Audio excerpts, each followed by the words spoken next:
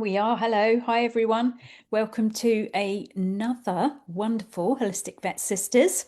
So we're here today to help you. We've got some wonderful questions about skin again, but always good to go over these things and look at them from a different approach. And today we are joined by the nutrition vet, whose name's Bella. And so a fabulous guest to have with us to discuss skin issues for sure. So yeah, welcome. Shall we kick off with finding out how we all are, and then we've got that random question. Did you see that on the messages, Lisa, about the rabies vaccination for people? Did you see that? You are the person on top of questions this week for sure. Yeah, Do you okay. want to read it out? Have you got it Yeah, in well, front of you? I want to find out how Bella is and how she's been getting on and whether she's been getting lots of dogs through in your practice. We certainly have, certainly my nutrition vet stuff. I'm going international these days. This morning I was on the phone, on the Zoom call to somebody in Pakistan, which was exciting. She had a couple of Labradors and she was telling me the temperature gets to 52 degrees Celsius. Wow. So they have skin problems. Surprise. Interesting. Yeah, yeah. There's a lovely girl. Actually not in Pakistan. She is in India. Georgina's Kitchen. She's super, very well researched in nutrition. Follow her on Instagram. She's in India. Hmm, Yeah, I think right. there's quite a movement actually. It's interesting to know though, isn't it, that these people are dotted about the world. Well, it was I very interesting talking to her about the sort of cultural thing. I was saying, where does she Mm. source the food that she's cooking? And she says the food comes into the supermarket, it goes to the butcher within the supermarket, and they make it all fresh there. And all the stuff that's not for human consumption gets packaged up for the dogs. So it's all the offal and all the goodness. I mean, it's completely fantastic, really. So really interesting to see they do it much fresher and perhaps slightly better than we do on the vast majority of cases.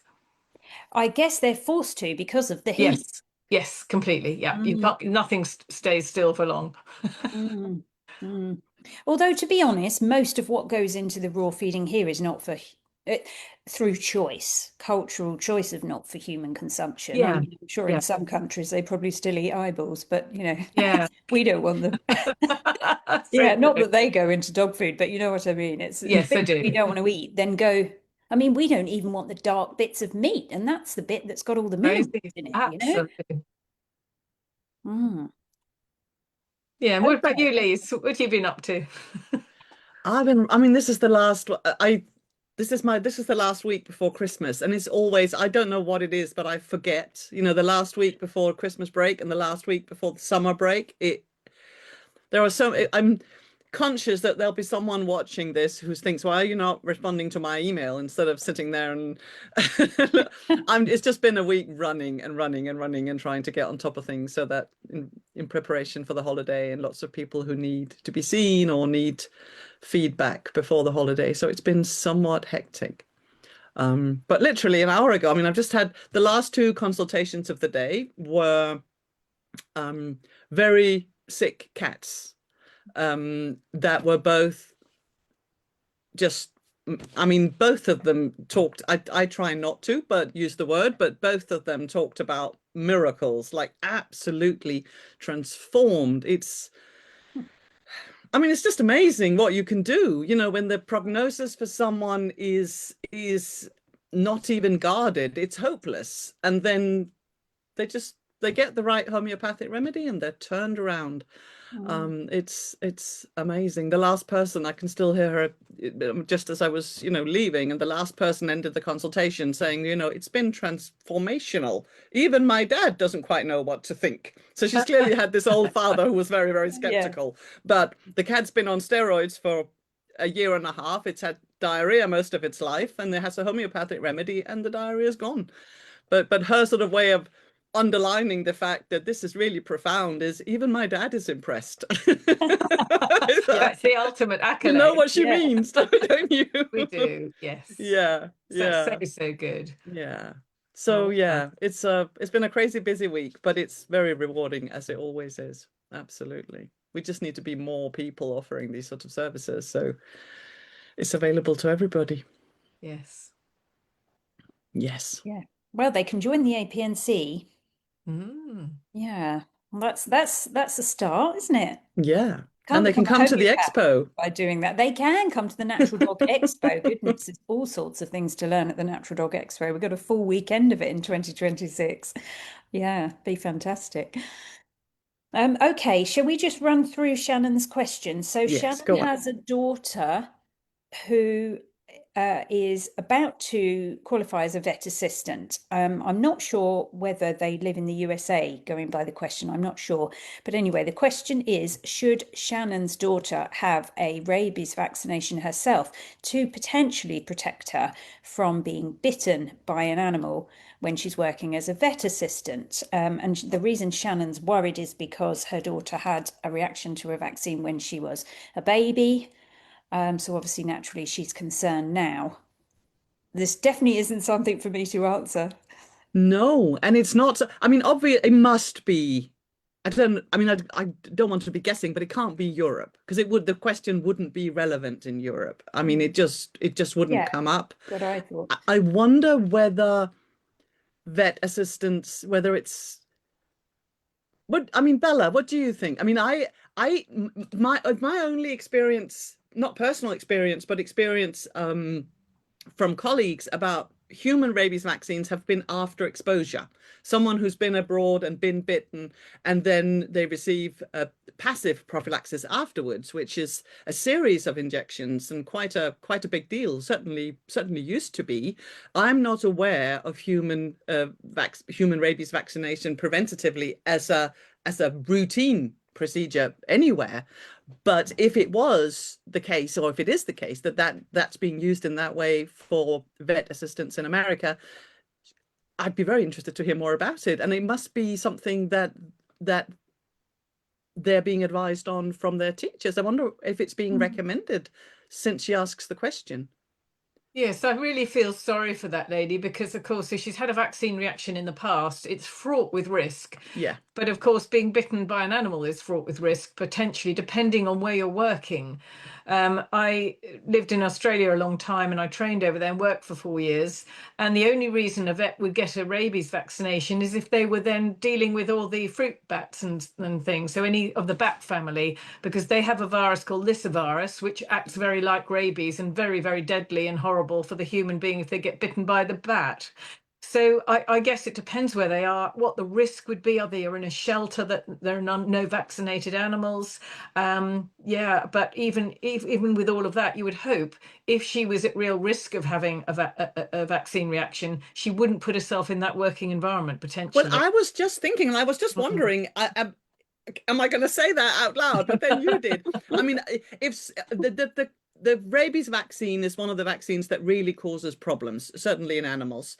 And if you have an individual who has had a previous vaccine reaction, I would go quite far to not put them in that at that risk again. I mean, even if there is some degree of risk from being bitten, you don't know that's going to happen. But if you give them the injection, you know that you are Yes. subjecting them to that risk. And I would almost rather choose a different profession than do that. If I was in that situation, I mean, I would not want to risk it from in an individual who'd previously had a vaccine reaction. I'd be very, very worried about that. And then the question becomes, is the working environment then safe enough without having had the vaccine? And we can't know that, of course. It depends on where they are. But I'd be very concerned about a vaccine in that situation. They may well be in an area, I suppose, a lot of places in Britain where most of the animals are vaccinated, in which case the risk should be pretty minimal. So hopefully that would be her situation. She could do the job, but it would just be particular where she works. Yes, and she shouldn't probably go and work in a, wildlife rescue No. if I mean, but there Or go must be overseas and do a rescue there must thing. be ways like that to reduce the risk of exposure. Yeah. And that's certainly where I would focus. Mm. And I would be very concerned about the vaccine. I wonder if people, when they go overseas, generally for a holiday, if they need a rabies vaccination. I'm not sure in certain I don't, countries, because you have this list of things that you're recommended to have. I'm not sure. it's an interesting question. I would really not think so, but yeah. it's certainly a vaccine that worries me. Yes. And as we all know, there's always a potential for side effects to anything we take, including food. So we have to be very mindful and do the research and look into the background and the data, which is a lot more available than it used to be because of the internet, thankfully. Mm. Well, let's hope she doesn't have to give up her career. Yeah. Let's Yeah. hope she can mitigate it by doing as you're suggesting and working in an environment with animals that have had the vaccine. Yeah. I can't imagine a situation where it wouldn't be possible to try to find a safe, navigate a safe path in that. Okay. Right. But I think just to summarize, I think the person who asks the question is right in being concerned. I would also be Yes. concerned in that Yeah. situation. Yes, because vaccine reactions, I mean, if you've had one, it is likely that there is something imbalanced. So you're weighing a certain risk against a possible risk. Yes, that's true. It's a good way of saying it. Okay, right. So moving on. So Sam has a dog, a cockapoo. This is an extremely itchy cockapoo who, at one point, I think I only had Frenchies with, dear me, I've forgotten the word, but when they're regularly sick, and itchy cockapoos on my books at one point. So I think Sam is not alone having an itchy cockapoo. So anyway, extremely itchy all over, he writes, especially at the back end. He's noticed as well that the rectum and vulva are slightly swollen. The dog's not in heat, so presumably female. He does also write as well that he's recently changed his diet to butcher's tripe, the tins. That's because that was in an effort to help with what he calls random squats, random squits. So presumably he has intermittent diarrhea. And he's used the food, of course, that's the first thing we go for, really, to try and help with that. I mean, obviously, Bella and I both know they are linked. So loose stools and itchiness to this degree, especially, I'm presuming, that when you're talking about slightly swollen, Sam, there's sort of redness involved and a bit of heat going on. So, bit of a histamine sort of charge there. So yeah, I mean, I don't know if you want to take the reins on this one, Bella. We're likely to say the same thing. Yes, I'm sure we will, Caroline. Yeah, I mean, the first clue in the whole situation is the squits, which are coming and going. Sometimes it's okay, sometimes it's not. So already we've not got a healthy gut. And so Sam was quite right to try and go for something which had tripe in it. I think those butcher's cans are grain free as well. So it's a good effort to make a change there. Of course, we don't know what the dog was on before. Or how old the dog is and how long it's been on a previous diet. Do we? That'd be good. Let me have a look for you. I don't Okay. get the impression the dog's very old. Because I think with leaky gut, if it's had any sort of food that's not settled the stomach so that we've got some squits, then it's going to be inflamed. We're Yeah. going to have bits and pieces going through the gut lining into the system that shouldn't, and the immune system overacting because they're seeing peculiar stuff come through, not in the right sort of component parts. So it's all sort of attacking the stuff that comes through, causes inflammation, sets up a whole systemic situation in the dog. And according to the genes is where the weakest link will be. And yeah, like you, my experience is cockapoos can get itchy and squitty tummies. They're so linked, and that's a common scenario. Yes, So it certainly is, isn't it? Yeah, I do think he's, like you're saying, he's done the right thing by thinking about shifting the food. And grain free is great, but it is a sticky plaster when you shift the it food like is. that, isn't it? So what Yeah. could Sam do to sort of look at the root cause of what's going on here? Yeah, so I think you may never find out exactly what it is, but what you want to do is aim to heal the gut and also to help the sort of symptoms that the poor dog's got at the minute, because it's going to tear itself apart. And sometimes they do need to be on medication. Most of the time, if they're not too bad, we hope we can get away with topicals and probiotics, putting incredibly good stuff in the diet, which is high in omega-3, which is the anti-inflammatory omega, lots of good fats, lots of good fatty fish, krill oil, perhaps that sort of thing, and making sure that their vitamins and minerals are well sort of structured in the diet, particularly minerals.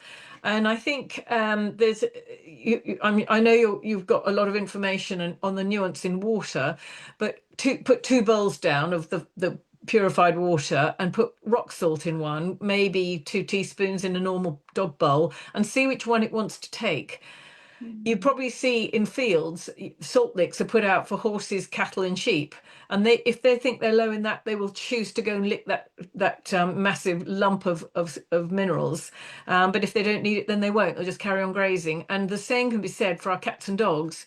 If they have a sort of deficiency, especially things like manganese, you can have that rock salt in there, which should supply it, and they would sniff it out and know it's there, and then voluntarily take it.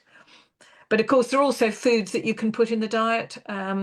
Oysters and mussels are a funny one you think for a dog to have, but actually they're really good for manganese. Love my eggs. I think that's a great thing to have. So helping with the diet, but also helping with the symptoms. Very, very important. And of course, it depends where it's itchy, but it takes time.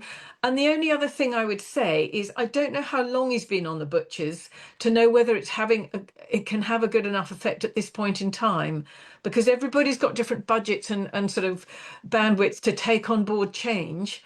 But if you can also discuss, certainly what I do is to discuss lots of detail. What are they having for chews? What are they having for treats?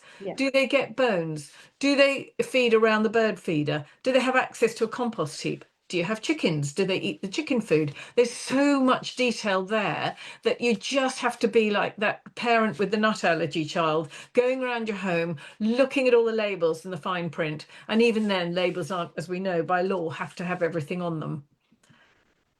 So yeah, lots for him to do over Christmas. oh yes, Yeah, and list.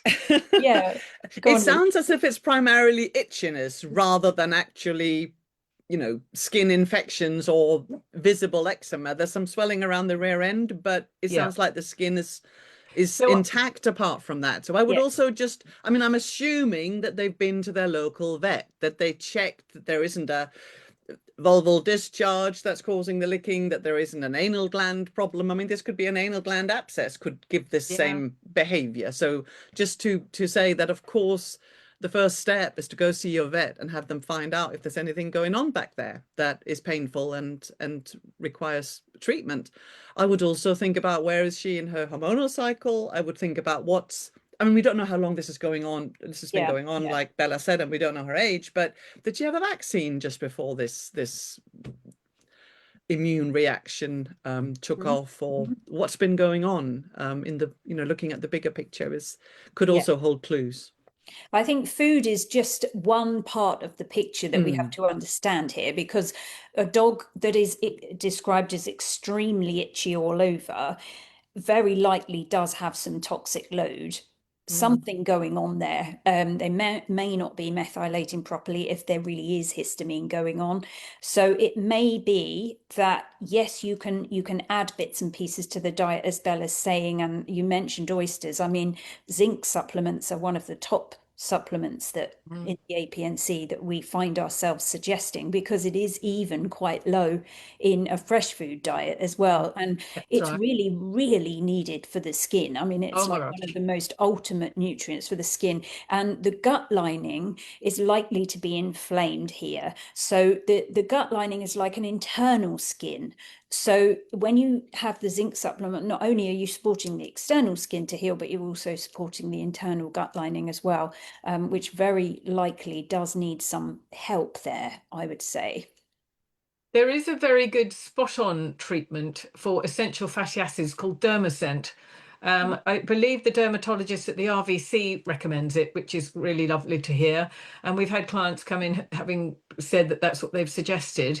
And because you've got an inflamed gut, I think if you have a transdermal application of this nutrient, I think that's very clever technology and bypasses a faulty system, which is the faulty gut because it's leaky. So that could be very useful. It's dermacent, as in derm being skin. All Yeah, right. yeah, maybe something to have a chat with the vet about. I think, I mean, we don't know the age of the dog, how long this has gone on for, how many years of annual vaccination and flea and worming drugs have been given. So there's a lot to think about in terms of the jigsaw puzzle. I mean, if I were you, Sam, I would have a appointment with somebody such as Bella or someone from the APNC to think about this as the bigger picture, really, and what's going on for your dog.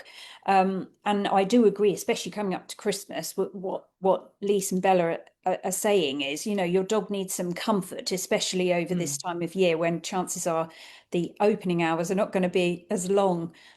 So better to do that. But I mean, just erring on the side of caution, I wouldn't necessarily go for the sort of Apoquel side point because, as we'll come to in the next question, sometimes it's like the dog can almost get stuck on these, whereas there's things you can do beforehand that would really make a difference to the dog. And what we see so often, I'm sure Bella does too, but what we see at the APNC is we're kind of at the end, you know, they've so many of these things have been done first. And we think, goodness, if only we'd seen the dog before all those things started. So you're in a good position, Sam, not to start those things.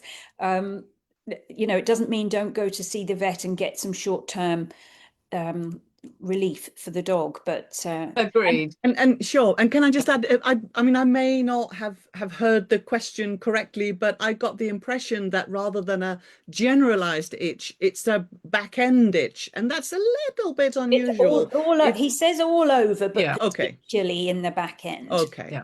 I'm just concerned that we don't want to be giving this kind of general advice if the dog actually has a anal gland abscess No, or but then tumor to be or honest, something like that going on. So I think a yeah, thorough physical examination has got to be the first step, Agreed. and yeah, ideally yes, tomorrow before Christmas. But I mean, ASAP. they may have been in and out already for a long time. We don't know that. Yeah, I think even if we were just taking into consideration the random squits, the intermittent diarrhea, what Bella and I would have said is suitable to sort of think about in terms of that as well. So, you know, And it's make not it one or the other, you know, no, it's just I exactly, think they're it just linked. needs to be So, mentioned. Yeah. mm, Can I mm. just read? I'm just looking at the feed, and there's a very Bella question here. That can I just read that Of out course, loud? Um, have a look. for the next one. Lynn says, I have a Saint Bernard who doesn't tolerate chicken, fed her lamb ribs to gnaw, but ends up with an upset tummy. Other than a large knuckle bone type, what other bones can I give her to gnaw on and not to worry about bones being too small? Right. So I think she says that the St. Bernard doesn't tolerate lamb ribs at the moment. That sounds like the gut's not ready for them. It doesn't sound like she'd never be able to give them to him.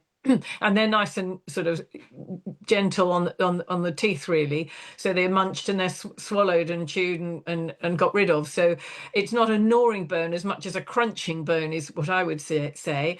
But I think a St. Bernard and knuckle bone's a great thing to have 2 or 3 times a week. That's all they need, maybe for half an hour, just for the satisfaction of it. And those teeth should be immaculately clean. They don't need bones every single day. And if you can put crushed eggshells in on days that they don't have bones, I think that mineral content should be fine. Yeah, so I think perhaps there's a little way to go with the gut if the lamb ribs are not being tolerated. It'd be interesting to know a little bit more about what's going on there. Is it a soft poo, or is the dog sick? Sometimes with bones that they've chewed, they will vomit up sharp shards, and that's occasionally happened on some situations with certain individuals, and it doesn't seem to cause them a problem, surprisingly. But the bits that come out are quite sharp, and I think the gut is getting irritated by those sharp shards, which isn't being digested quickly, and it's probably nature's way, I Yeah, suspect. throwing it's regurgitation rather than Yes, sickness, really, isn't it? Yeah. exactly. It's sorting out an issue, a temporary issue. Yep. Mm. Yeah, I've just been reading this as well. And also talking of zinc, Ellie's mentioned about can dogs have too much zinc? Well, I mean, yes. you need to follow the guidelines of somebody who knows what they're doing. Absolutely. I mean, zinc is relatively low in a raw diet. It's one of the nutrients that dogs likely will need, especially if they've got gut stuff and skin stuff going on. But I mean, it is about taking the dog as an individual. It's, this is the reason why we do what we do, isn't it? And we research and train in it for as long as we do. It isn't something that people, I think, should just be grabbing and using. I think it'd be hard to get too high unless you tried very, very hard. But I was just Yeah. recently recently looking at some fur analysis for pets. When I was at the London Vet Conference last year, there was this company from France which had this free test. So obviously I was going to have that, thank you. Test it on my dog. It was fascinating. And then I did get a couple of clients at work to use it. And one of them had a couple of Dachshunds, one of which they were both litter mates, one of which had smooth black and tan coat, the other was very coppery. And guess what mineral it was too high in? It had a liver problem. So isn't that fascinating? And I think they can also test for heavy metals, and they can do this in people. So the technology 20 years ago wasn't there, it was unreliable. I think it's much better Yeah. now. The one before I came on, I knew we were talking about skin, and I looked up a price and it was £95. So it's not cheap, but I guess if you are concerned about stuff and you had a genuine reason to test, you can just send the stuff away yourself. I think also if a dog's had predominantly processed food, they very likely have had these minerals added in because this is what they do. They add them back Yeah. into processed food and they're often not in a bioavailable form. Yep. So, for the likes of the two people that have asked the questions today, Sam and Richard, we haven't come to Richard's question yet, but they're both processed food fed dogs. So sometimes the deficiency can be because it was in the bowl, but it wasn't getting in the dog because the type of zinc that they added just wasn't bioavailable enough. And this is something we see very commonly. Yes, that brings me to a point where you have to know about the AFCO testing rules, and no food is tested after it's got to the owner's house. And the degradation of the nutrients is Yeah, quite astonishing because other yeah, people have done it independently. yeah. And I think it's important to know this so that you're absolutely right. Stuff which is supposedly there and on the packet as being there when it was tested was correct, but unfortunately it's not tested at the right time, I suspect, in which case deficiencies probably are occurring.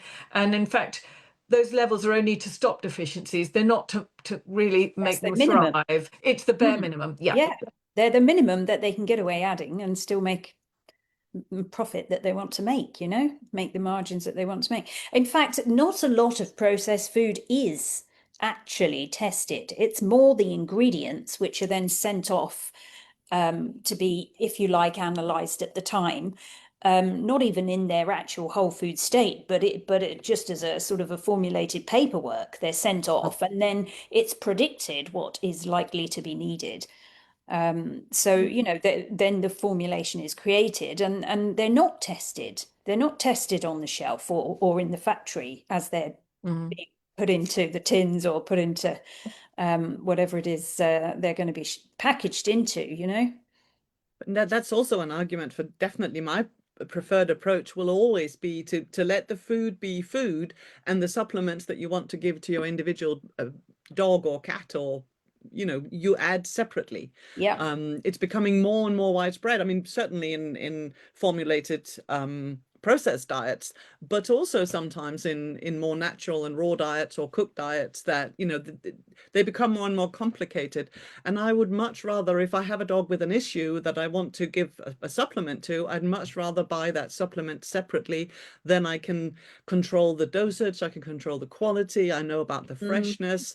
I'd much rather do it that way than buy a food for, I don't know, cats with cystitis or dogs with arthritis, or A functional food. where all these Mm. supplements have been added and you don't know Mm. anything about the quality or the what's been done to the products since they've been added. I mean, I I think there is a big argument for adding those things yourself so you're in charge of the quality and the quantity of what you're giving.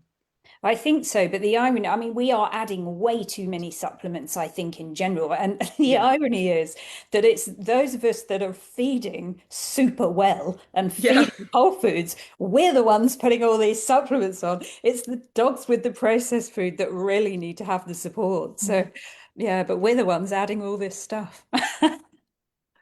It sort of also makes me think we should perhaps quickly talk about storage of food, because again, we're Mm. talking about food quality, and certainly there are lots of things that we all know about. Plastic packaging isn't great, but it's sort of practical, so we have to go with it in a lot of situations. But when you've got a processed kibble, often for cost reasons, which I quite understand, people buy a 15-kilo bag because they've got a really big dog at home. They might pour it into a dustbin, or they might close it as much as they can.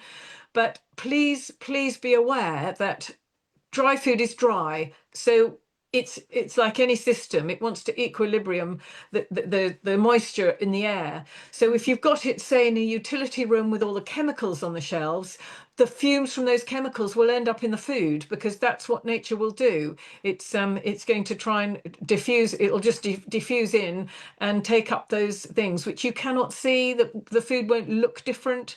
And I think we also, before we went on air, we were talking about aflatoxins and other things. Yeah. So it's just really important to know where it's being kept. I mean, a pantry with other foodstuffs is fine. That would be good. Keep it well away from laundry bits and bobs and cleaning products.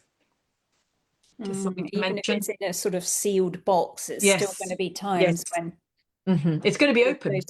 open. Yeah, it's going to be Mm. open. The scoop's going to come out. It's going to be popped in the bowl, and those windows of where it's all rushing in isn't great. Mm-hmm. Okay, so we also have, as I mentioned, a question from Richard about his beagle. So 5-year-old beagle has previously been on Purina and Apoquel and Cytopoint. Anyway, he has recently switched to raw, and he is at the moment only feeding venison raw, but he has started adding lamb tripe because he felt he needed to reduce the bone. So again, that is the flag for me that there's gut stuff going on as well. As we've said, they're usually linked, gut and skin. So that's all we really know at the moment about Richard Spiegel.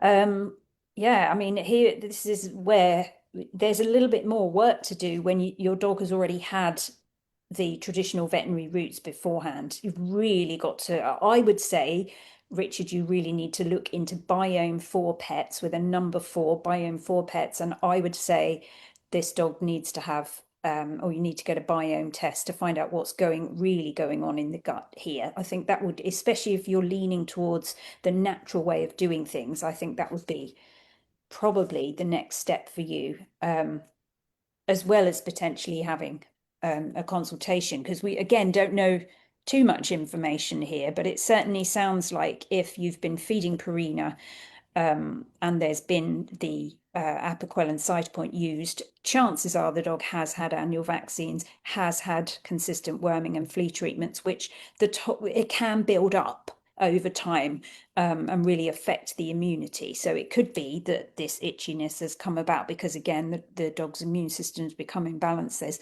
toxic load to detox. So there's lots to unpack there, isn't there? Yeah, I think it also depends what the Purina ingredients were, but we know that intensively reared animals are not great because they contain a lot of grain. Maybe the Purina had a lot of grain in as well. And also, if it was a kibble, they're going to be covered with preservatives, chemical bits and pieces to stop them going off before they get to the owner, or the pet caregiver to feed to their cat or dog. Certainly in the beagle's case, I suspect it's just been a normal sort of kibble from the Purina side. I mean, it would have had potentially a lot of chicken in it, chicken meal, and all these ingredients are very, very inflammatory making and can harm the skin and the gut and make them very, very itchy. That's such a common scenario. And I sort of go through a layered pieces of advice depending on how far people are prepared to go at one stage, at one sitting, really. So we start by stopping the kibble, because if it's freeze dried, I'm a fan. So if people need something which is shelf stable, freeze dried generally tends to do quite well. It doesn't have those bits added because the technology is really clever. It just compresses it and it's frozen and then compressed, and it seems to be a lot less chemically burdened. And then trying to avoid the intensively reared animals like chicken, turkey, duck, and farmed salmon, and go for pasture reared if you can. But if you can't, it's not the end of the world, because you can add in some good eggs and some good fish. That's not horrendously expensive, and make a big difference there. Well, I think because obviously Richard's gone down the raw route. I mean, Yes. because it is a way of thinking. I would say that if the dog has got underlying gut issues, has had processed food for a while, plus those two veterinary drugs, it may be better to start with cooked fresh food to begin with. So you instantly take away the issue of too much bone, of course, but you are putting in a lot of good nutrients. And what can happen is that the microbiome, which essentially is helping your dog to digest its food, can build up a leniency to what it's being fed. So it knows that you've got lots of this processed food coming in, so it will create more bacteria and biome to deal with that, because that's how the body is supporting itself. And then if you just switch straight to just the plain raw, which is essentially what's happened, that can almost cause more of like a die-off of these certain types of biome, and it can happen too quickly. This is something that Carol from Biome for Pets talks about a lot, and I think then probably what's the reason why your dog has got now starting to lose its fur a little bit more is that the endotoxins from this die-off and this change has just been too quick for it. So this is one of the aspects that we talk about a lot at the APNC, is how to discern when it's okay to start your dog on fresh cooked, because fresh cooked has such huge value. And it doesn't mean that the end goal can't be fresh raw, but start the dog off on fresh cooked. Gives you a better chance to work with the food, I think, and go through making changes to the biome. Yes, I think that's exactly right about the endotoxins causing potentially a bit of a wave of pruritus or itchiness in the dog. Um, Certainly for me, the advice I give is absolutely like yours, Caroline. I will say to them to give a very narrow ingredient, partially cooked. I'd say 80% is what I suggest is cooked. What I might say is put a raw egg in, and I also will often recommend a raw tripe, but of a particular brand, which I won't mention online today, because I like not to, I'm not aligned to anybody, but I want it pasture reared if possible, and it's Yeah. probably white tripe to start, because it's not hard on the system, but it's fantastic stuff for the gut to be able to then re-establish the correct microbiome, because it's Yeah, had a exactly. particular, yeah, Mhm. it's had the microbiome that's processing using the processed food, but now we need it to do a different job, so has to Yes, build up its exactly. numbers. I think so, and some omegas might be useful again. That, I mean, you don't have to use that one that was mentioned, but the one you said about dermacent, there's others. But I think really it's difficult to know until you get the biome test back. That would be my sort of first port of call. They don't take too long, mind you. Holidays and what have you, it might take a bit longer, but I would think about feeding cooked food for now. Um, yeah, because I mean, I'm if going the to dog is risk it. I'm going to risk it being outnumbered and say that diet isn't everything, no, though. no, you're not And being we no no outnumbered. no no I, no. I I'm was just gonna. going I to just come want to to. you about homeopathy. I was thinking Lisa's No, just Lisa's itching, not going to be able literally, to stop herself. No, to but it's say. it's clearly this is a case of a chronically, quite severely allergic dog that's been on medication, and it's not quite clear whether it's not still on conventional medication and whether it's I okay think, without conventional mm, medication. I And I think, saw Jane in the comments said, but surely apical and cytopoint are to be avoided. And I well, think if it you needs to can. be said, there is Mm. nothing that is always good and nothing that is always bad. When we talk about health, the absolute top priority is that the dog is comfortable and not suffering and not scratching itself. You know, and I cannot think of situations where I can't see alternatives to Apoquel, really. It's very hard for me to make an argument for Apoquel. But if someone's listening to this and their dog is on Apoquel, I wouldn't just discontinue it. I would find someone to help you get the dog to a place where it's healthy enough to, with professional guidance, taper it off. So there is nothing that's no go. The only real priority is to help the animal to be rid of their symptoms. Cytopoint is often quite helpful with, it's probably the least problematic of the anti-itch medications, particularly if you use it short term. It can certainly have a role to play. So just to say, I think it's too simplistic to say, but surely those are bad and we can't do it. And I would absolutely not take a dog off, if a dog needs Apoquel and or Cytopoint, I wouldn't just discontinue it because now we're on a crusade and it has to be raw if the dog suffers in the process. You know, so and the real point I want to make is, I think it's very ambitious in a 5-year-old chronically allergic dog that's been heavily medicated to assume that you can sort this out yourself through diet changes. I really think you need to take your dog to a professional and be guided through this process. I mean, allergies are, they can be solved, and these problems are always solved if you see the right person and you take the steps and you have patience and you work through it. But I wouldn't throw all the drugs out the window because now we're feeding raw and then just let the dog scratch herself to bits, just to weigh out the argument a little bit. You know, the dog's quality of life is priority number one, and you are unlikely to be able to solve this by yourself. I completely agree that you must keep them on the medication they're on whilst they're detoxing themselves and getting to a point where you can start to reduce the medication. And that's always my advice also, Lise. I'm sure Caroline feels the same, because it's counterproductive. If the dog's scratching itself to madness, then they'll go to their vet and get antibiotics, and then we're really in trouble. Yeah. Then the biome's in trouble, yeah. That's Well, right. do you know, in April, Sam and Richard, you can hear Lise talking for a whole hour at the Natural Dog Expo about allergies. So Dr. Lise will, yeah, if you want to there's a lot to say be about there. dogs and allergies, that's for Yeah, sure. Yeah. yeah. And it's probably not won't fit always it in an hour. no, but certainly, and we want to get them well, and we almost always do, but initially it's not a choice between, you know, am I going to have the horrible drugs, or am I going to feed raw and be a saint? You know, it's a process, and they can be used in parallel, and you need guidance. It's a complicated issue, and it's not one that's very often suitable for home treatment or home management, is absolutely my experience.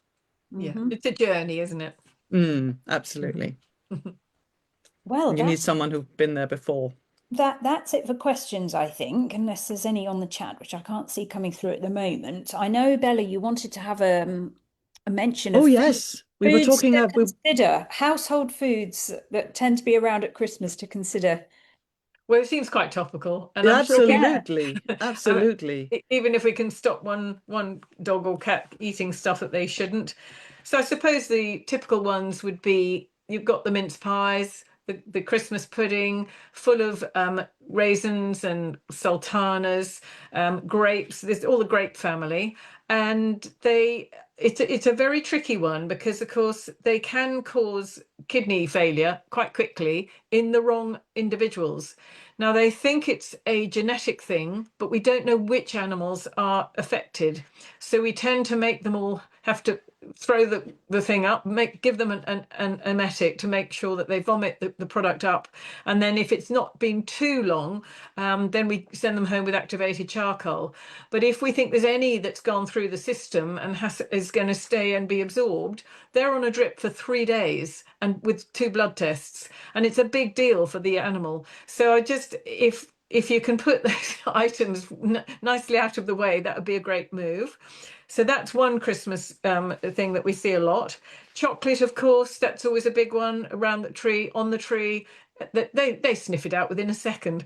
So again, particularly dark chocolate. If it's white chocolate, that's not chocolate, so you're all right. Although they might get pancreatitis. I was going to say that's fat, and that's just as bad. Yeah. For a different reason. Yeah. Onions, so anything with stuffing, which has onions or soups or casseroles. Onions tend to kill off the red blood cells, so they can become very anemic. So a little tiny bit's fine, but if it was a lot of it, I have seen them white as a sheet on these things. They may need a blood transfusion, or we just wait it out, keep them very, very quiet, so they don't have anything to be particularly excited about, because it's oxygen demand that is affected. So your red blood cells carry oxygen through your system, and if you don't have red blood cells, it's like not having enough air. So you have to be very careful with those. And I guess the other one that's really is missed a lot are all those cakes, pastries, and biscuits which have xylitol sweetener. The dogs, it affects them very badly, and they can get liver failure. So we really need to make them sick if it's got xylitol in. I mean, muffins are the same. So it's a sort of low-fat sweetener that people like to have, probably particularly in certain slimming lines. And yeah, just they seem to be adding it to more and more things where you just wouldn't even bread, think there was. Yeah. It's an artificial sweetener, and it's an odd.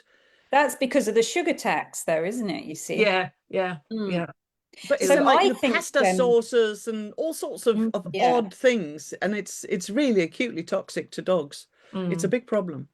Do you know the really surprising thing is when you look on a manufactured dog toothpaste, it's got xylitol in it. Oh. Yeah, they're not meant to swallow it, are they? But I prefer my coconut It would oil go through the gum, and my surely. luckily not in high enough doses, but I just make your own. Yeah. Do you know what I was going to say, actually, Bella? I think that a lot of the foods that are around at Christmas that are sold for dogs are pretty bad. You know? Yes, no, that's a Some really of these good point. stockings and rawhides and God knows what, and extra treats. They're getting extra because we're having extra. So I think there's something to be said to really be thinking about what the dog is being given to eat as well. Triple ultra processed, aren't they? Oh, rawhide absolutely is a no. And also I think, coming away from food, dogs need space at Christmas. If you've got guests and things, especially that, the noise is usually different at Christmas.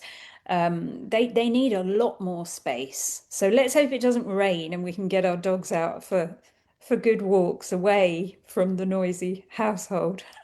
Yeah. What is it they say? There's not such thing as bad weather, it's bad gear.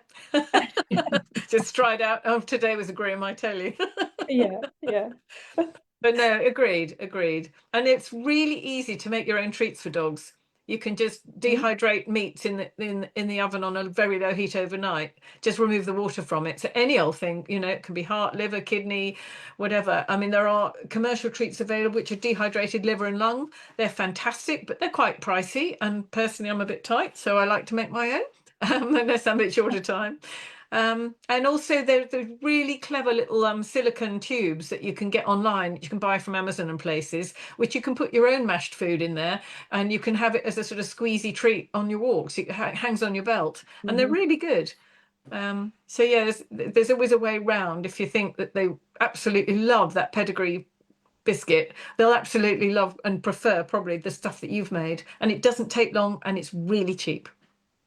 And it is a really good point. You don't be polite to the point where if anybody else brings your dog stocking fillers or Christmas presents that you are really not of a quality that just smile and throw it away. Don't let Not in front of them.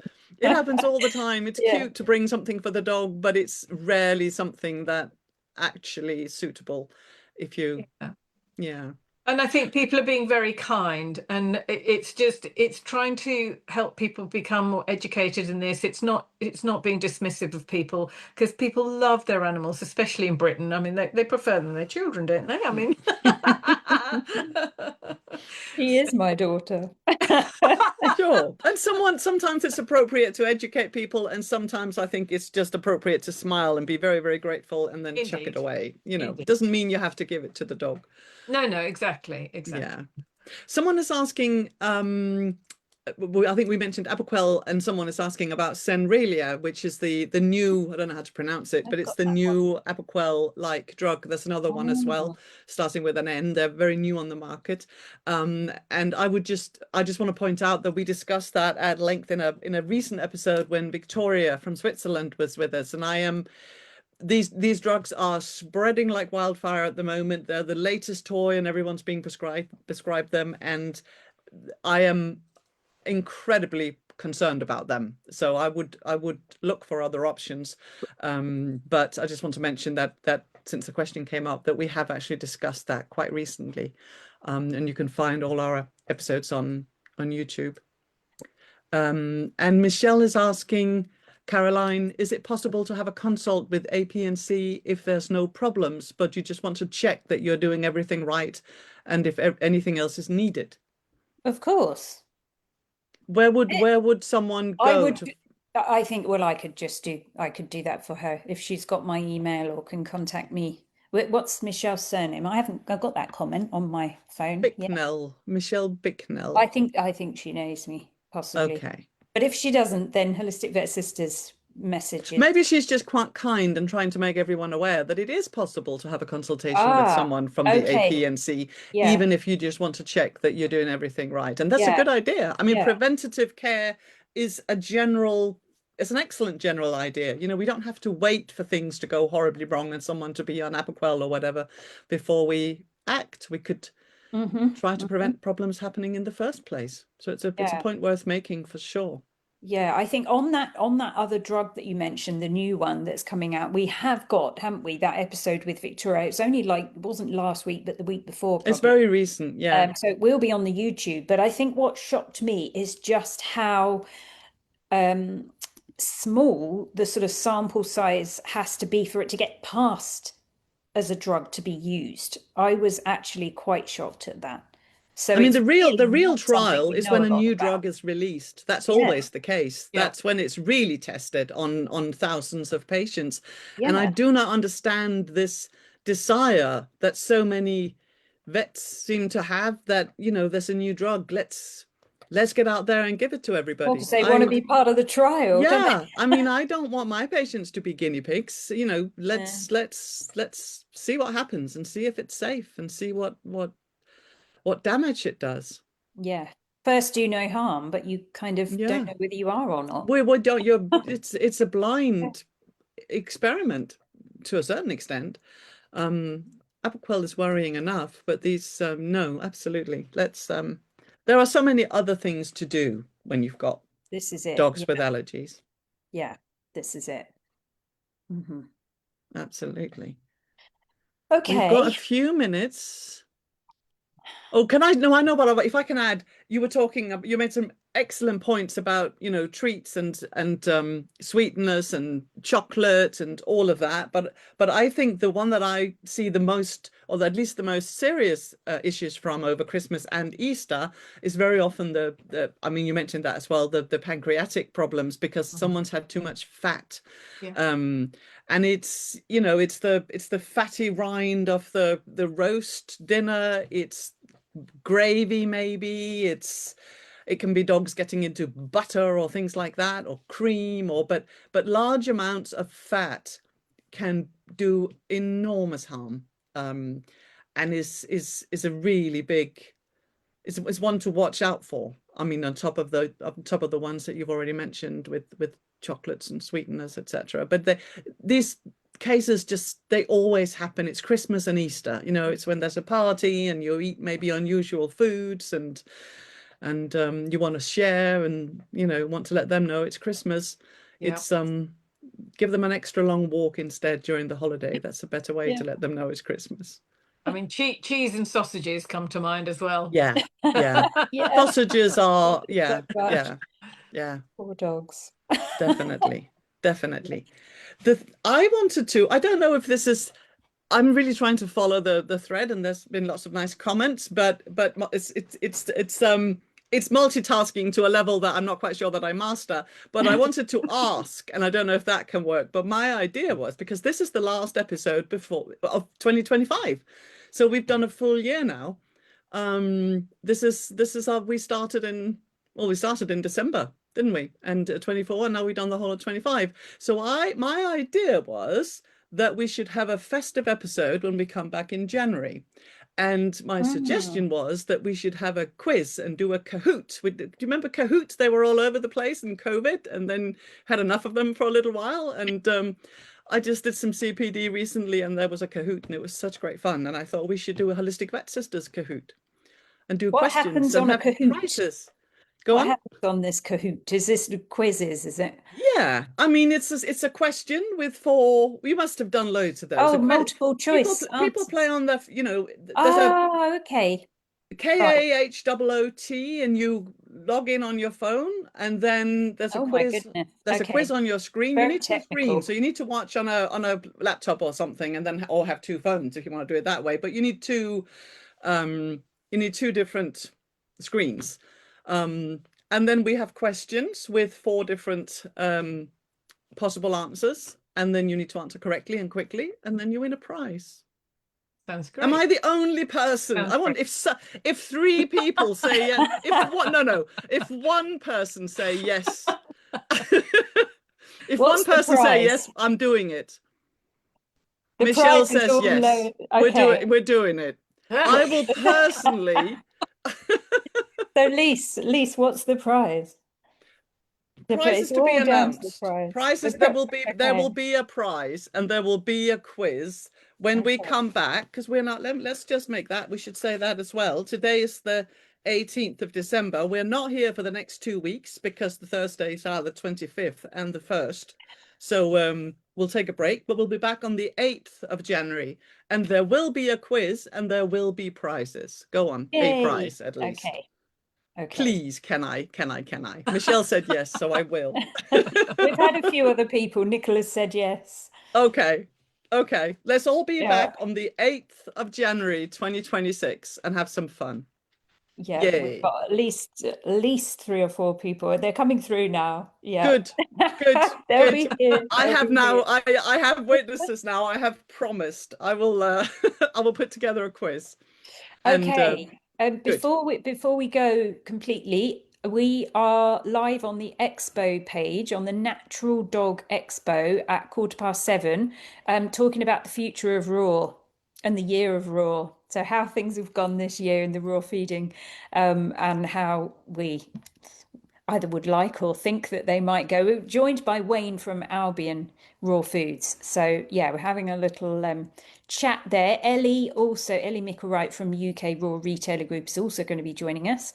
So if you want to hop over and join us for that, that will be fun as well. So that's on the Natural Dog Expo Facebook page. Yeah, we're going to go live at about 7:15. Yeah. So just time to go to the toilet, have a drink, come back. Let's have some water, though my water's here, but yeah. I'll quickly change my t-shirt, put on my different hat. Have you got a Natural Dog Expo t-shirt? I do have a Natural Dog Expo t-shirt. It is sitting here waiting for me, and it's rather festive green. So you'll be back in 15 minutes wearing green.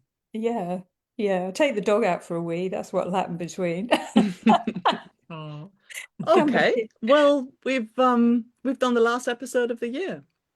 Fantastic. Thank you very much, Bella, for joining us again. And Thank you for inviting you've already me. promised us to come back next year. Yeah. We'll put some dates down, and we'll look forward to that. So you can start sending us nutritional questions. I know you always are, and Caroline's answering them as well. But it's good to know that Bella will be back. For sure. We're looking forward to it, Lise. Thank you for inviting me today.